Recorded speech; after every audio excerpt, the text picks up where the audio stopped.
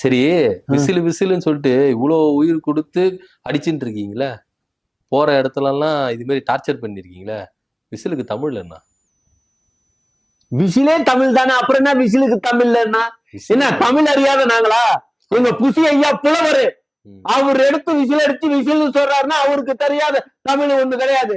எங்க என்ன புதுசா ஒரு கண்டுபிடிச்சது மாதிரி நிறுத்தாதீங்க. எங்களுக்கு எல்லாம் தெரியும். விசிலுக்கு விசில் தான். விசிலுக்கு தமிழ்ல வந்து விசில் தான். அது இங்கிலீஷ் வேர்டு கிடையாது, தமிழ் தான். இங்கிலீஷ் வேர்டா? விட்டா பீப்பிங்க உங்களுக்கு. பீப்பியா?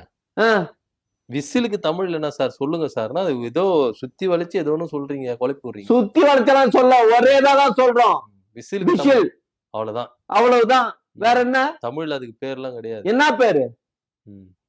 இல்ல உங்களுக்கு தெரியுமான்னு தெரியாது. தமிழ் அறிஞர்லாம் இருக்கிறாரு உங்க கட்சியில, அவருக்குலாம் தெரியாதா? தெரியுது. நீங்க டிஎம்கேக்கு மட்டும் வேலை செய்யல, இடையில நாம் தமிழ் சேர்த்துக்கிறீங்க.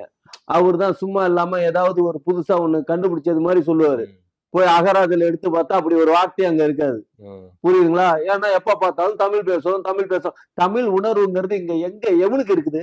எங்க கட்சியில இருக்கிற எங்க தலைவருக்கு இருக்கிற ஒரு உணர்வு எந்த கம்யூனிட்டி பேருக்கு கிடையாது. புரியுதுங்களா? அப்படின்னா தமிழ் உணர்வு இருக்கு. அப்படி என்ன தமிழ் உணர்வு இருக்கா? ஒண்ணு அவுத்து விடுங்க பாப்போம். ஏங்க, ஒரு மொழி அழிந்தால் அந்த இனம் அழியும். புரியுதுங்களா? ஒரு மொழியை காப்பாத்துற விஷயத்தை இவ்வளவு வரைக்கும் எவனாவது பண்றானுங்களா? தமிழ்நாட்டுல ஒரு கட்சி அழிந்தால் தமிழ்நாட்டுல அரசியல சூப்பரா இருக்கும்.